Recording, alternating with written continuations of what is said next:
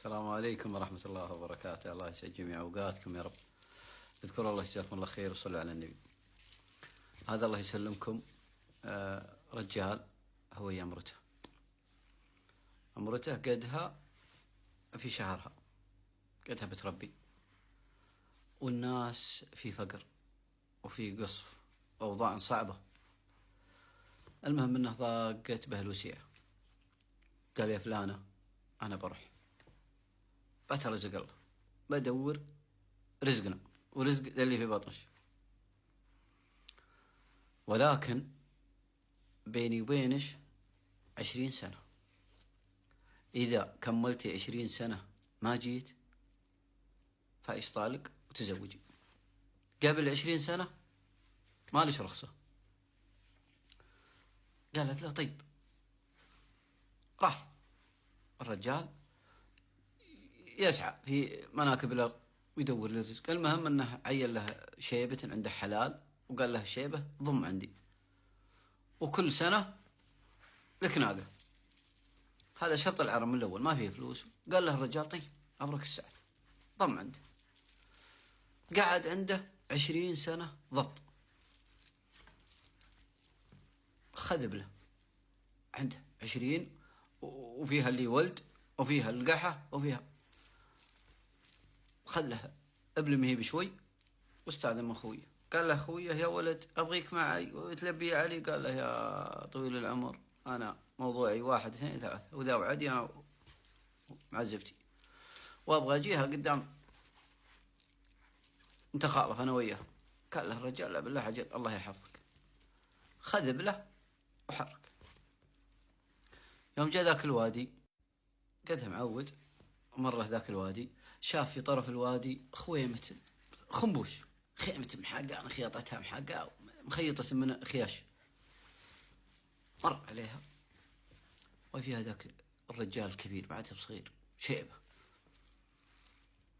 يحول عنده، ينزل أغراضه أنت الرجال، يسوي القهوة، معطيني الشيبة جنبه ويتعالم هو الشيبة. علومك وش أخبار؟ قال والله ما عندي من الأخبار، أنا هنيا ويمروني الناس وأبيع عليهم نصائح. قال تبيع نصائح؟ قال نعم. قال طيب أبغي منك نصيحة. قال لا، عنده باكجات الشيبة. قال أنا بعطيك 3 نصائح.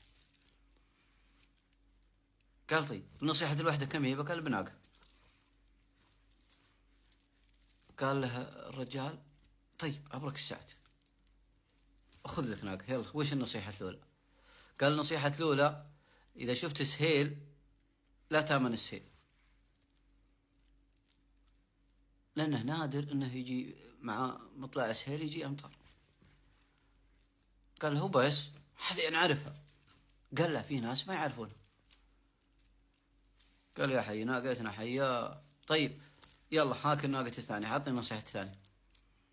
قال النصيحة الثانية لا تخاوي اللي عيونه برق تلمع وثناياه فرق، ثناياه متباعدة وعيونه تلمع تبارك. قال هذه جديدة. قال المهم انتبه منه. قال طيب هاك الناقة الثالثة يلا عطني النصيحة الثالثة. قال النصيحة الثالثة نام على ندم ولا تنام على دم. قال هذه كيف شلون؟ قال يعني إذا شفت انت. قال له فسر لي كيف أنام على ندم ولا أنام على دم. قال يعني إذا شفت أنت موقف أو صار بينك وبين حد موقف أجبرك أنك تذبحه، فتعود من إبليس روح ارقد أو صد بوجهك لين تروح موجة الغضب منك، بعدين راجع نفسك.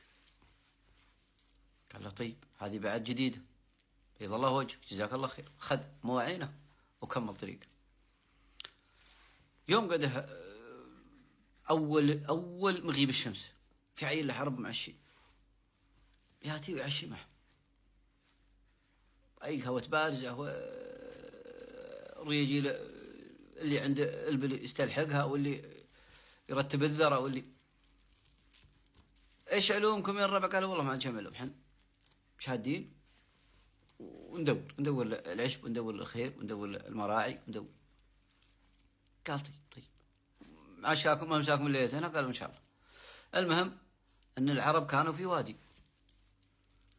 سووا عشاهم وتعشوا، يوم خلصوا فعليهم طرأ عليه نصيحة الشيبة، قال يلا أنا أترخص. قالوا وين؟ قال أنا برتفع طرف الوادي من فوق وبمشي، وأنتم عندكم في وادي يا أخواني، ما أنصحكم. قال يا رجال ما هو بوقت مطر، ولا أنت تبغي تصيقر ودعمتها مطوفة، توكل على الله.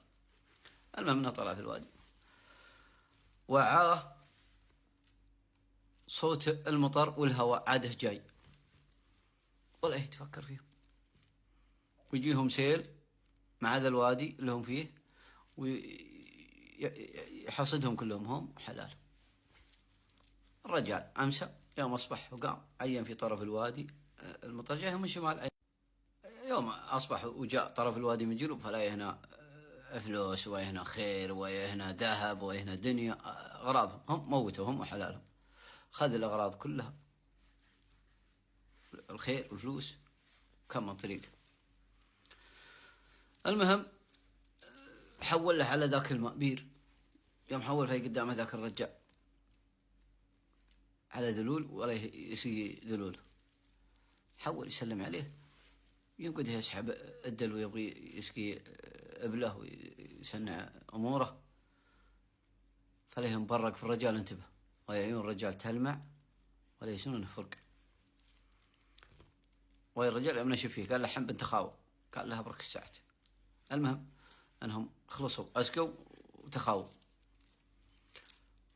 يوم غباهم الليل وامسوا، فقام الرجال خوينا ذا وطلع من فراشه شوي شوي، وحط في مكانه شمع في الفراش، سنح الشمع، وجا ورا تيك الناقة وقاعد يطل، ولا إذا لا فرق. يوم جاء ولا هم قاعد ينجف الشمع، يحسب انه إيه، ويدبر خوينا ويسلك حلقه خليه طايح. هذه النصيحة الثانية. المهم انه همسى، ويوم اصبح بسرح غباه الليل في الطريق، قد هو زان جماعته قد قريب منهم، ضوى في ليل. يوم ضوى فلا يدي امرته راقده في الشق، ولا في جنبها رجال غروزه الى هنا جمه، فلا هي مردده لخنجره، طرت عليه النصيحة الثالثة، تحيز ابعد منهم وامسى. يوم اصبح سرح صوب بيت مع زبده، يوم جاء اقبل على البيت تنطح له الماء، ما رحبها وما المهم انطحتها امرته ترحب وتهلي وتسهل، ولا يوم دعت لها صوي رجال باسمه فلان يا فلان، ولا الرجال اللي يمشي عندها البارحة إذا يوم طلع، قالت هذا ولدك يا فلان. هذه النصيحة الثالثة، بغى يقتل ولده. تذكر الشيبة اللي بقى عليها النصيحة يوم قال نام على ندم ولا تنام على دم، بغى يقتل ولده عقب غربة 20 سنة، الرجال كبر ولده ما درب. ها وسلامتكم، وتصبحون على خير، واللي ما أوتر يوتر، واللي أوتر يصلي ركعتين لله، ويطلب الله في اللي في خاطره، ترى الله في السماء الدنيا وهم في الحاجة. السلام عليكم.